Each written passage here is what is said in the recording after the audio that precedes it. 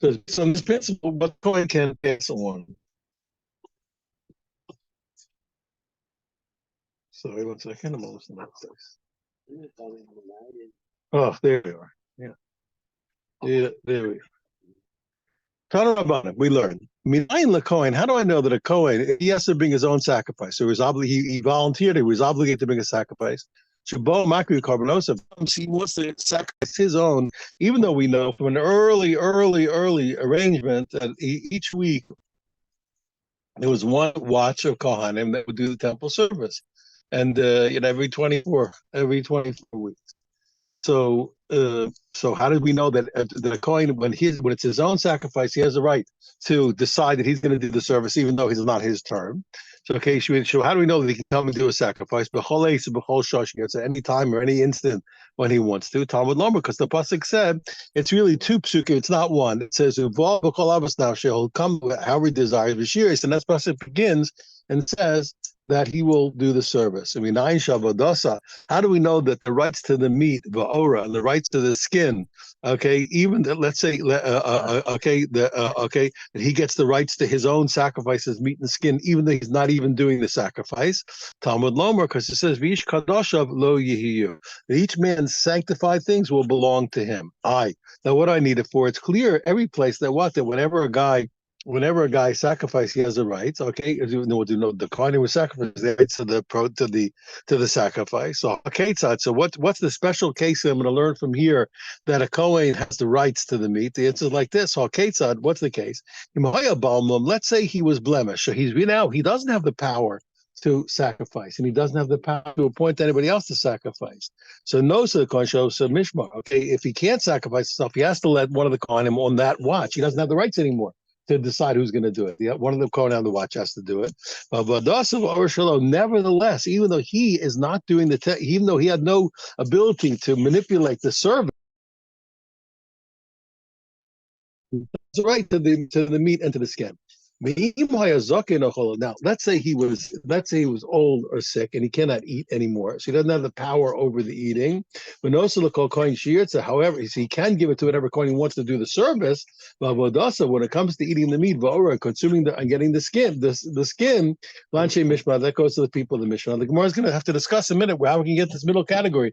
Can he eat or can he eat? Can he serve or can he serve? We're going to have to find a case that's in the middle. We have power over one, but not power over another. Going to say, what's that? When he's sick or old? What's the case? No, we assume firstly it should be black. He's too sick to serve and too sick to eat, or he's well enough to eat. He's well enough to serve. What is going on? What's the case that he's old or sick?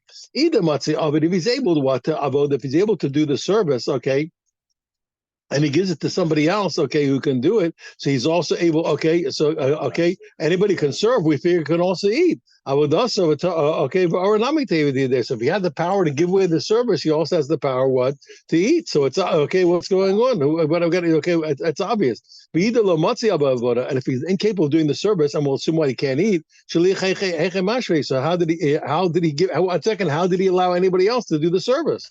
Public verse says, don't worry. Here's what's happening. It really is it's not black and white. You can associate to do the temple service under hard-pressed circumstances, and there's a difference between serving when you're under hard-pressed circumstances and eating under hard-pressed circumstances.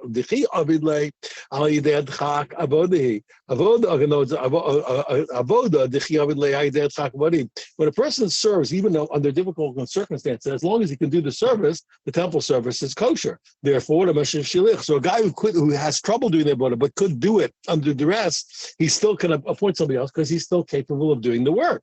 We're doing the service. When it comes to eating, when a person eats under disgusting circumstances where he's completely full, or he finds the food to be an abomination, that's not called eating. That's not eating. Achila gasi, that's called a primitive eating. The rabbis believe that eating under primitive circumstances is not called eating. When a person is disgusted by the food that they're eating, or is eating where they're over full, it's not called eating at all. And right. So therefore, it's on the same circumstance when the person can serve under duress. A service is a service, but eating under duress is not an eating. Therefore, he can give away the service, but he cannot give away the eating because he has no power over the eating. Yeah, he can't. No, he can't. No, he can't give it to the one he wants. He has no right to it. Therefore, he has no rights to it. And that's why the meat and the skin go to the people of the Mishmar, and he cannot take it for himself because he has no ability. Rav Sheshes learned Imaya Kohen. Okay, Tommy. Let's say a Kohen was Tommy. The Kohen who won the lottery to bring a given sacrifice, it turned out that he's unclean. So you know that a Kohen who was Tommy can't do the temple service, but carbon tzibur. But let's say it was a public sacrifice where now, let's say he's Tommy, and all the Kohanim in that particular mishmar are Tommy. So therefore, what if it's a public sacrifice? They're able to bring the sacrifice, even though they're Tommy. But also and he can give it to anybody he wants in the same mishmar because they're all allowed to bring it. But also what? But the service and the skin has to go to the people. Why is that? You're going to see because again, the difference between the service and the eating. What's the case?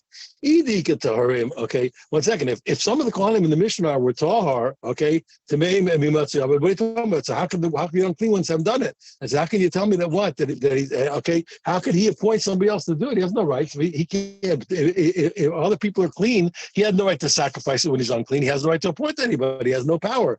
Leave the lekator. If everybody was unclean, okay, there was nobody clean. Okay, what do you mean? What do you mean? If they're all unclean, how can you tell me that the meat and the skin is going to go to Anshe Mishra? At least the meat we're talking about, nobody Tameh can eat it. You told me what's the reason why he's allowed to do the service because they're all Tameh. If they're all Tameh, so how can they get the meat? They can't eat it. Below Matzah, they can't eat it. Where says they're making a mistake. The truth is that they really are clean, and here's what's happening. There are more than one category. Amarava, Ema. We're talking. You have to say it's like this. We're talking about what?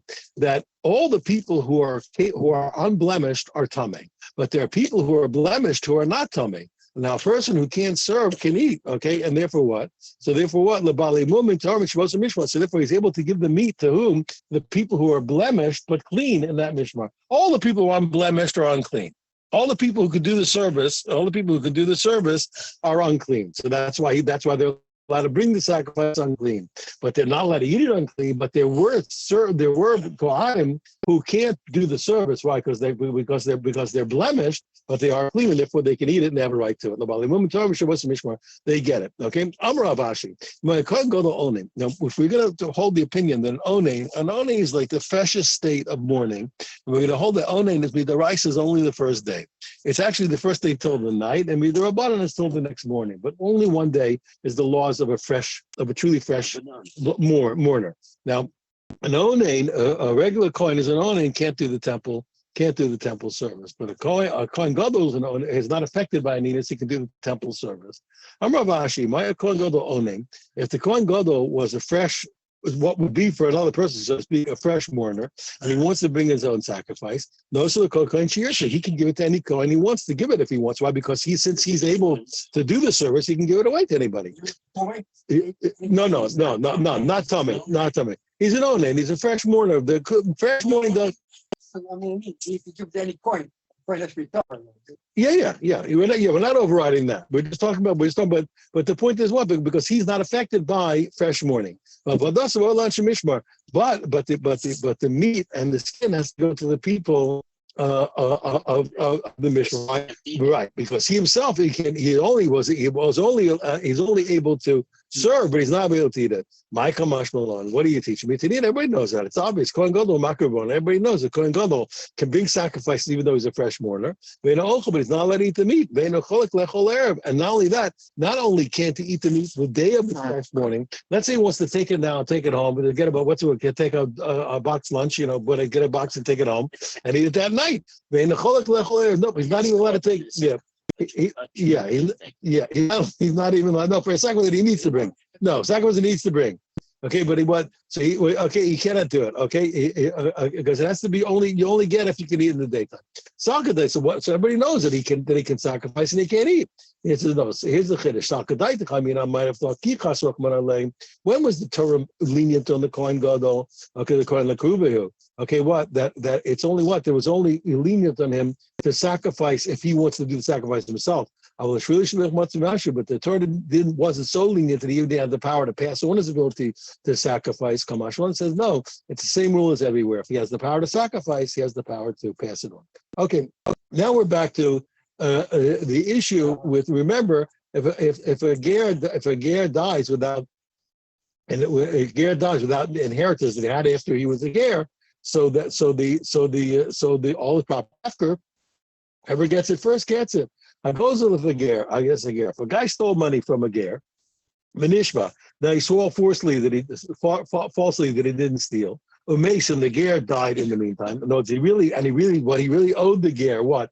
The principal plus a fifth and how to bring a sacrifice. So we learn from the pasuk that the principal and the extra fifth that he had to pay for swearing falsely, okay, go to the kohanim. And the sacrifice that he had to bring for swearing falsely, that goes to the altar. It's sacrifice no money. Shenemar, how did we learn? If the person doesn't have the redeemer to return his guilt money to him, this guilt money, or well, we'll see. We're going to debate what that word Asher means. I'll read it now. It's this guilt money that he has to that's given back to God. Instead, it goes to the Kohen. It goes to the Kohen. Apart from the sheep for the male sheep of atonement, that he's going to be ram. That's what I was like. I couldn't remember the word ram. We call the ram. I've heard of that word. Okay. Okay, that he's going to be. That he's going to get atonement for. Now, now, let's say the guy was already bringing the money up on the fifth to Yerushalayim. He said, give it to the Kohanim. So the guy who's supposed to pay it, okay, knows the guy was he's supposed to pay it to the Kohanim, etc. The thief, okay, and on the way he dies, okay. So now the money goes back to his kids. Why is that? Because the rule of getting atonement for giving this money back is only on the thief and not on his children. Okay, and okay, and even though what that he was zocha with the gzela when the ger died, he has to give it back, but it's only on the father and not on the kid. Well, Asham, okay, now what do you do with an Asham? So the answer is the sacrifice, you let it graze until it gets a blemish, then you sell it, and then it goes into the fund for extra sacrifices in the base of Mikdash. Now, you know, what's the rule? We learned the rule for Chatas or Asham. If a guy owes a Chatas or Asham and he dies, we learn from the Kamlacha Sinai that the Chatas is killed, okay, and the Asham we let it go to pasture until it gets a blemish, and then we sell it and put the money into the fund of the base of Mikdash to buy extra sacrifices. We had a few things ago that if a thief dies, his sons are obligated to return the thing he stole. What is the question? No. Here's a special case where maybe I didn't say it too quickly. Since the truth is, when the ger died, he really was zocha. Nevertheless, but the chiddush he still has to pay. So in this case, it's only him and not the kids. That's it. And good for you. Good for you. Don't let anybody convince you to use your head for a doorstop. Yeah, it's good. Okay, good. Okay. What if he really gave the money he gave the money. Now you only remember there's the money, there's the fifth, and there's the sacrifice. He gave that money, which was supposed to go to the ger, to the kohanim on the watch, who makes, okay, but he dies before he brings the sacrifice. What do we do? His inheritors, the thief's inheritors, he comes and say, listen, I'm sorry, hey.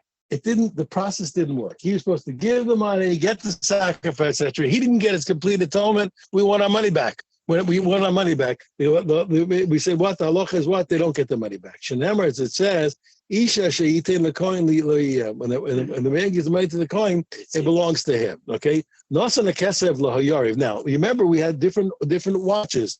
Let's say, okay, so if he gave the money to the kohanim on the first watch, it was their week. But the actual sacrifice liadaya was only to the watch of the next week. Yotza, he's still yotza, even though the money went to one and the sacrifice went to another. Okay, and why is that? Why is that? Because you're allowed to, it's no problem to return the stolen object before you bring the sacrifice. So that's fine. You bring the stolen object. Yeah, and do the sacrifice. Okay, but let's say he did the opposite. Okay, what happened was he gave the sacrifice to the Kohanim on the first watch, the Kesef Liyadaya, and then he gave the money to the Kohanim on the next week's watch. Im Kayama Asham. So if the sacrifice, when he gave the money, was still around, okay, then we have to find the Kohanim of Yehoyariv, okay, the first watch, okay, and they have to give it back, okay. We let the next guys, with the guys who got the money, do the sacrifice with the watch. Being low, okay, but if the sacrifice is not there anymore, then what? Then the Goslin has to go back and he has to bring a second asham. Why is that? Maybe because the rule is if a person brings the money back first before he brings the sacrifice, that's fine. That's the process. But if he brought the sacrifice before he gave the stolen money back, he's not yotze. Let's say he gave the principal, but he didn't give the fifth. We have a rule, we've learned it before. The fifth never stops a person from bringing a sacrifice, okay? And he can bring it later. It makes no difference. Only the money stops the sacrifice, but the extra fifth does not, right? The principal does, but not the extra fifth. Okay, now, we learned that if the guy swore to the ger, and then the ger died, he brings the principal and the fifth to the Kohanim, and he brings the sacrifice to the Mizbeach, okay? Because it says, it goes to Hashem, means it goes to the Kohanim. Now, the problem is, what does the word Asham mean? I alluded to you before that we don't know how to read the word Asham. There's Asham sacrifice, Asham the money, the guilt money, etc. So we're going to see the same process several times trying to interpret the pasuk. We learned in the Brisa. Asham, when the pasuk said Asham first, Zakar, and that's really referring to what? To the principle. Hamushav, okay, that's returned. Zachomash, that's to return the fifth. Okay, that's the fifth. Okay, and both of them has to be given to the Kohanim. So the principal and the fifth. It says the Brisa. Maybe it's the other way. Maybe Asham really meant like the sacrifice. It's talking about the ram. Okay, but it's not talking about it. And when it says that's returned, that's talking about the principal and the fifth. Okay, what's the difference? Either way, you still have to give all three. So why do I care whether the word Asham refers to the principal or whether Asham refers to the sacrifice? The answer is, I'll tell you why. Because here's the difference. Because I can argue that whether the Brisa is coming to the one possibility in the Brisa would exclude what Rabbi said. The second possibility, the Amar Rabbi, because Rabbi said, Rabbi learns the principle. Let's say a guy stole money from a ger, okay, and he returns it at night. Lo yotze, we'll see what. Well, okay, in this case, what he returns at night is not yotze. Zero chatzoin, and if he gave it back at half, not one half and then another half, lo yotze, he's not yotze. My time, or why? Asham karachmana, because he's learning like the Brisa started out that the word asham is talking about what? It's talking about the principle, and what we see that even though it's talking about the principle, but it used the word. It used the word for a sacrifice to talk about the money. So we're going to see that money has a rule like a sacrifice. Okay, my time. What's the reason? Asham kai rachmana. Because if you learn like the first way in the Brisa, so the Torah called the monetary payment, it called it a sacrifice, and it has to have the same rule as a sacrifice. You can't sacrifice sacrifices at night, and we can't sacrifice asham in half. It's half an animal is not a sacrifice. Okay, and therefore what? So if I said the word asham meant the sacrifice and not the principle, so Rava's principle wouldn't apply. Rava's principle is saying that the word asham referred to money, so money gets the rule of a sacrifice. But if asham meant the sacrifice, then the principle was never compared to a sacrifice, and his preclusions of payment at night or payment by halves would be obvious. Would be contradicting him. Kashu Omer. Now the Brisa continues. Kashu Omer. In the end, the Brisa concludes like Rava. Melbad Ela Kippurim. It's to the exclusion of what? Of the ram that has to be sacrificed. That's atoned. Havi Omer Asham. So you force us to say that the word Asham originally was Karen is talking about the principle, and therefore we do see indeed like Rava, like the Brisa is concluding that the principal money has the rule of the sacrifice, and it can't be given. It can't be given in half. Tanya Idach, we learned in another Brisa, similar kind of drasha. Asham Zekaren. We said again, the word asham here refers to, even though it could be the sacrifice, refers to the principal of money.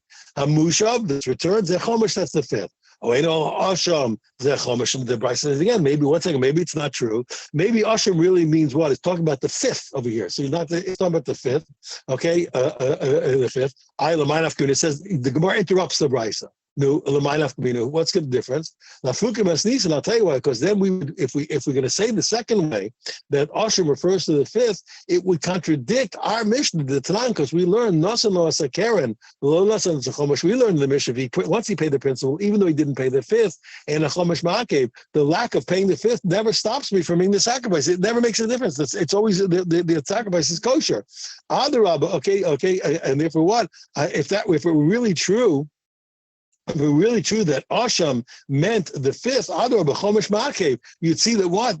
Because you see that since the fifth was called the Asham, the guilt offering, okay, so you see what? That's absolutely necessary. And therefore it's the same way that the sacrifice holds back the atonement, so too does the fifth hold back the atonement. So you see, if you say the second way of the Brisa, it'll contradict our Mishnah. Because continues, that's after being interrupted, continues the Brisa, because so the Brisa concludes, indeed like our Mishnah. The Heishivas Ashama Barosha B'chamishiso. He has to pay back the guilt, the Asham, which we'll see what it means for the money. Barosha first, okay, B'chamishiso, and the fifth. Having Omer Asham Zakir. So you see clearly what? That the Asham is the principle, and therefore our principle is true. As long as you pay back the principle, even if you didn't pay back the fifth, the sacrifice is good. Tanya, we learned in another brisa similar. Asham zekeren. We said what? The word again, the Asham is talking about the principal money. Hamusha, the return, that's the fifth. Zechomesh. Okay, that was obviously talking about the extra fifth, but when a person stole from the ger, the money has to go to the Kohanim. On 1 second, maybe it's not the case. Maybe it's really talking about what's returned, talking about what? It's talking about when a person was gonev, was gonev, not exela, but he did geneva of a geneva sager kasmadab. But it's talking about the double payment, okay? And it notes he swore, and afterwards witnesses came and he admitted that he swore falsely. He has to give the double payment to the Kohanim and give the sacrifice to Mizbeach. Yeah. Yeah, but I'm talking about the sacrifice. Has to go to the side because he has to admit to be chayv a sacrifice. Otherwise, there's no sacrifice. Okay, the answer. Bryce answers no. Since it said he's going to pay the asham first, and it's fifth. That must be money that's paid from the outset, and which is really what? That's the principle on customer daber. Okay, and it's not talking about what? It's not talking about kef. Gufa, let's get back to the subject that we spoke about. Rabba said earlier, we said if a person returns that money of the ger at night, okay, to the Kohanim, he's not Yotzei at night because it was compared to the sacrifice. And he said, similarly, if he burned it halves, he's not Yotzei. My time, what's the reason? He said, Ashram Kai Rachmana, because the Torah referred to this principle as an Ashram, so it has the same rules as a sacrifice. Rabba said another point. He said another point. He said, Gezel Ager, She'ein Bo Shav Pruta L'Kol Kohen V'Kohen. When if in that case where he's paying the money that he stole from the ger to the Kohanim of the Mishmar, if after they divvied up, there's not a penny's worth for every single Kohen, he didn't fulfill his obligation. He's going to have to add money, obviously, in order to make it work. My time, what's the reason? It says that this penance, which is returned, has to be returning less than a penny. It's not a returning. It has to be at least the penny's worth for every single Kohen. Boy, Rava. Okay, Rava asked the following query. Okay, okay, let's say what? Let's say for the one watch for the Yo Yariv, there's too many Kohanim. If he gives that money back, it won't come to a penny. Okay, but the mishmar of Yedaya, it's enough. They're less Kohanim, they'll get a penny's worth. Mahu, what's the law? Wait a second. What kind of question are you asking? If you're saying what, that he gave it to Yedaya when it was their turn, okay, what's the problem? You told him there's a penny's worth to everybody, it's fine. Here's where he had the query. He gave it to Yedaya when it was really the week of Yoriv. He gave money to Yedaya that was enough to give a penny to everybody in the Mishmar of Yedaya, but it wasn't their turn. It was the week of Yoriv. What's the rule? Mir meaning came with the lav mishmar to since we say, look, since it's not Yedaya's turn, okay, it's not a payment. He didn't do any payment at all. Okay, and he said, I have to take it from them and go give it to Yorav, etc., and pay it off. No, they keep it. He has to give it new money. Once it's given to them, it's theirs. No, I don't think so. No, he has to take it from them and he has to give it to Yorav. Okay, just like what? Just like for example, let's say a Jew gave a carbon to a Kohen in a different mishmar. Okay, we don't say that the first Kohen gets it and he keeps it, but he has to take it from him and give it to the other one. Same thing over here. Okay, the lav klumu, it's nothing. Okay. And even though they all got enough money, he's not Yotze. Odilmo, do we say no? Came to L'chazile, since what? Since this amount is not sufficient for Yorim, the Karli really from the outset really was supposed to go to Yedaya because it wasn't enough for them. And the Gemara says here, Teku, we really don't know. Okay, let it stand. Okay, now we said that one Kohanim can't like trade a mincha for a mincha or a breast for a breast or a leg for a leg, the thigh for a thigh, okay, or a carbon for a carbon. We learn it in Kedushin. So now we don't want to case over can they trade up these things or not? Boy, Rabbi, he has this query. Kohanim maishi chalku gezel ager keneged gezel ager. He said, listen, we'll trade you our money that we're going to get from this ger who's supposed to get money and died, and you'll get the money from this ger who's supposed to get the money and died. Okay? Do we say Asham Kairachman? Do we say that money that the gezel ger that goes to the Kohanim was referred to like with the language of a sacrifice? Okay, and therefore, just like you can't trade what a sacrifice for a sacrifice. So also comes to the repayment to a ger that goes to the Kohanim. You can't trade one for another because it's all called sacrifice. So deal with no gezel ger mamono. Come on, what are you talking about? The money that's paid to a ger in the end, it really is ultimately once the Kohen gets it, it really is his money. Okay, and therefore it functions like money and not like a sacrifice. How the pakta in the end, okay. He answered it himself. The Torah didn't call it a sacrifice to follow analysis, and therefore it has the rule like an ashram. Just like you can't trade ashrams, you can't trade this.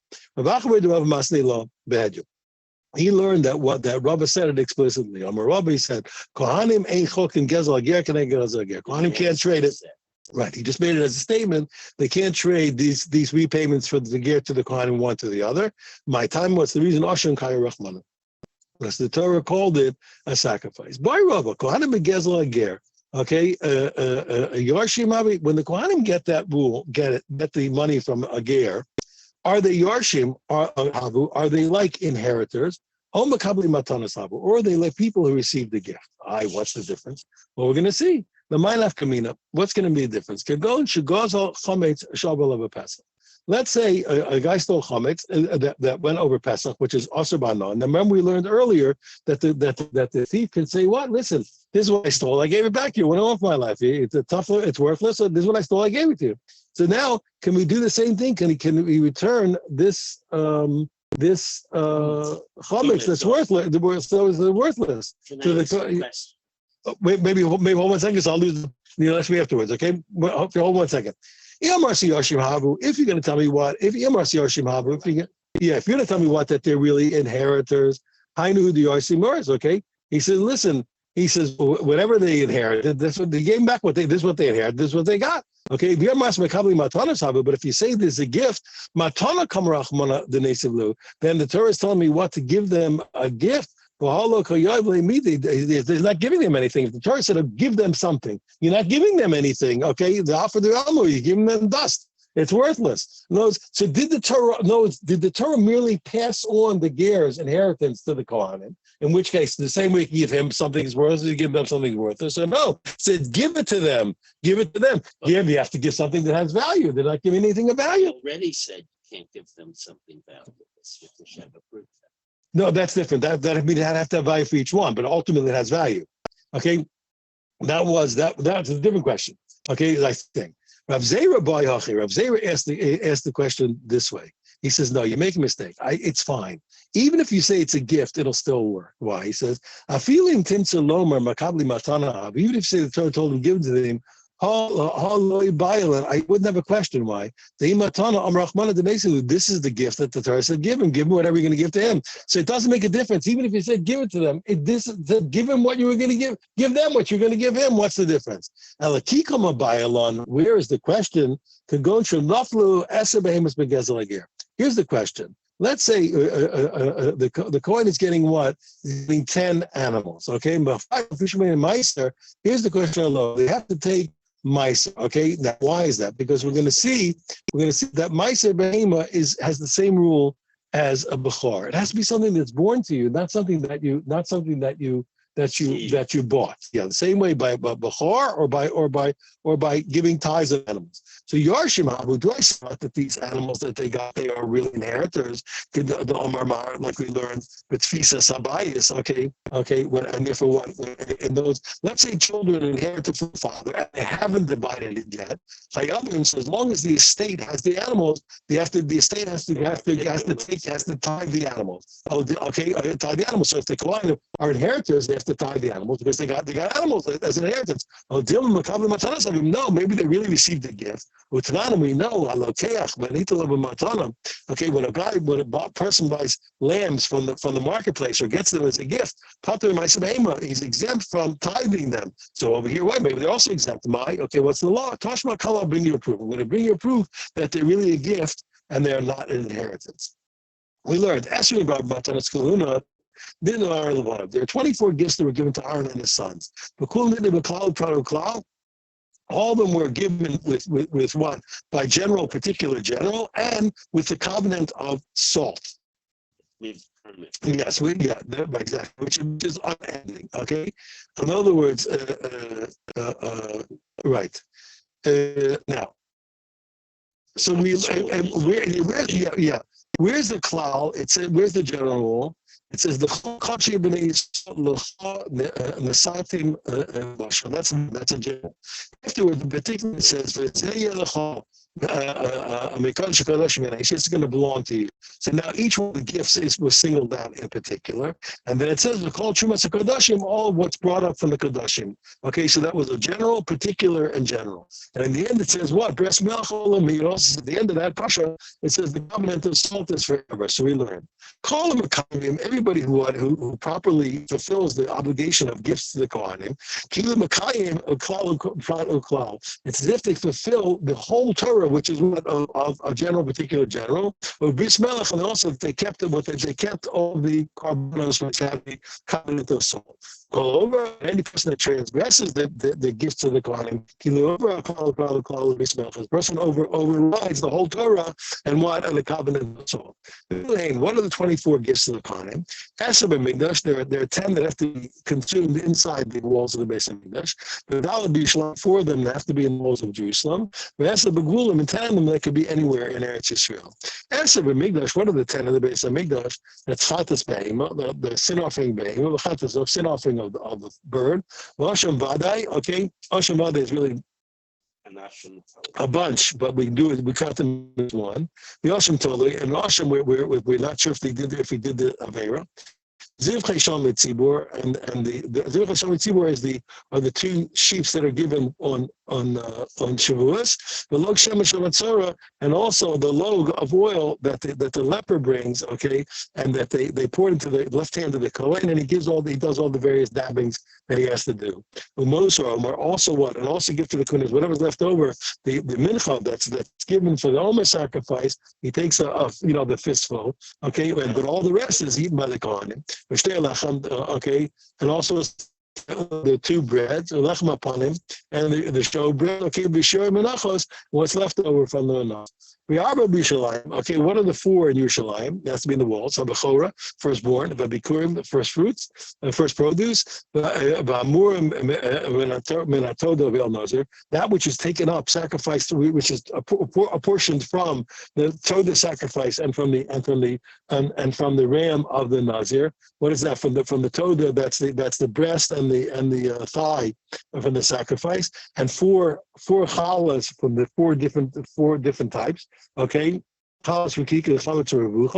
Okay, and what's taken up from the ram of the nazir, which is the cooked leg, okay, and the cracker that's brought with it, the and the skin, the kadoshim, okay, and the skins of the ola and the chata, ola and the olas and the chatas and the ashams.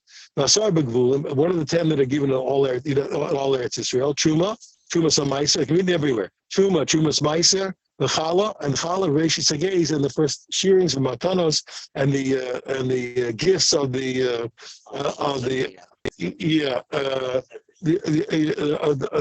the leg and the jaws and the stomach. Opinion Ben, okay, also the bunny for opinion Ben, opinion Petachamor, or the redemption of the redemption of the Ben of the firstborn, the redemption of the firstborn donkey, and also any field, let's say, where the owner gave it to the temple and he never redeemed it, and the temple treasurer sold it to somebody else. So in the 50th year, it goes out ironically, incredible chid, it goes to the Kohanim, and also any field that a person gave over to the Kohanim, the Gezel Ager, and here there's the last gift we're talking about. Gift. This last gift is what was stolen that was from the ger. It's given to the Kohanim after he dies. But see what? It was called in the final answer, it was called a gift. We are here, so we see what? That the Kohanim are really people who received the gift, and therefore what? They don't have to give Ma'aser Behema what they got from the Gezel Ager. Shmamina, where it says indeed it's true. Let's push down one more. Not so that's the Kesef Elanche Mishma. Let's say he gave the money, okay, to the people of the Mishma, etc. Okay, so he said what, and before he brought the asham, okay, and we said that the inheritors of the thief cannot get the money back. Say, hey, listen, the process didn't go through. We want our money back. We want our money back, right? We want our money back. Hula. Rabbi says from here we hear that kesef mechaper mechza. You see what? That money that he gave to the coin, it works halfway, even though it was only half an atonement. The half atonement worked, and they keep the money. Okay, the lamachaper, because if it doesn't do halfway, okay, I should say what mahader, the Ashman should go back. My time, I died to because they never gave. We never paid the money. He never paid the money to them, thinking that he's not going to get kapara, and therefore they should get the money back. So it must be what? It must be that it works in half. So otherwise, the guy never gave it to them. Okay, Mar says no. If you're telling me that anytime things don't work out, the guy never gave it. According to you, let's say a guy was supposed to be a chatas and he dies. Okay, what do we say? We learn the rule is what, that a chatas, if the owner died, we kill it, or kerashu, if the owner dies, or Nashim, we let it graze, etc. So it's typical chulim. Why should it be? It should go out free. Why? Why should it go free? If he wasn't getting home and he wasn't giving it, so you should say, well, you shouldn't have to deal with it. It should go back to mundane, because you said what? When everything's don't work, the guy never gave it. Okay, okay. The Gemara says that. Amri says no. You make a mistake. It could be really what that it doesn't atone for halfway, and even so, it's still not. Okay, yeah. It doesn't. Okay. There's no rule that it does halfway. Why? Because the pasuk said chata shemesh ba'aleha. Okay, it's because the Torah just said it. That any chata who dies hilchosol gemila. We have a tradition the misa azla. In the end, it has to die, and therefore what? Even though he didn't want to give it that reason, it makes no difference. I mean, it's true. The same thing. So the same thing that Hashem where the owner died, it should go free. Okay, why did we let it graze until it dies? Until it gets a blemish. You're saying really the rule is that he didn't give it for that reason. That's also we have a Allah in any case, just like any case where the chatas has to die, so too does the nasham have to graze until it gets blemished. Again, if you're going to say that people don't really intend to give in those special cases, then what happened if a woman whose husband died without children? fell, okay, lifnei mukashin, if she fell to her brother-in-law who was disgusting, he's all full of boils. Yeah, the brother is all full of boils. Typical below chalitza, she shouldn't need chalitza. Why? We'll say that her original marriage was no marriage. She never married the original husband with the understanding that if he dies without children, she's gonna have to marry a disgusting brother. Okay, so she should go free. She should go free. So says no. Hassan Ansadi, and there's a famous reason. The the one that she's happy with everything. Why is that? And this is a very important halacha. I'll explain. Women in general are more interested in being married than men, as we'll see in a second. Okay, Reish Lakish says the famous statement, Tab Lemeta Tam Du. It's better to live as two than to live alone. And and this have to know one. That's why first of all, I'll give you a little. So there's 2 points that are very important.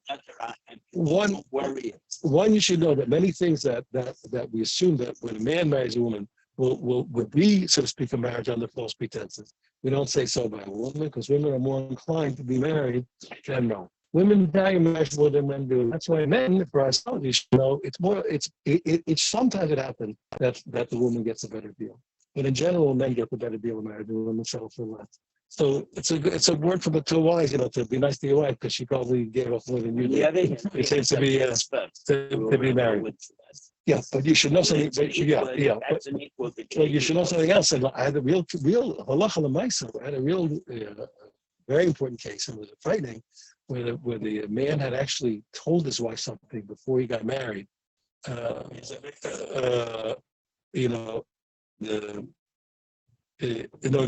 She'd actually married him, really assuming that certain thing was true about him that was false. So I had a real case here. The case was a little frightening, you understand? And it was a little frightening because if the man would have revealed it to his wife, she would have divorced. Or never. Not divorced. She would have demanded a divorce. Well, no, she would demand a divorce. On the other hand, on the one hand, I was frightened that to have him straighten it out with his wife because she'll break up with him. On the other hand, I was frightened that he's not married. He's not married.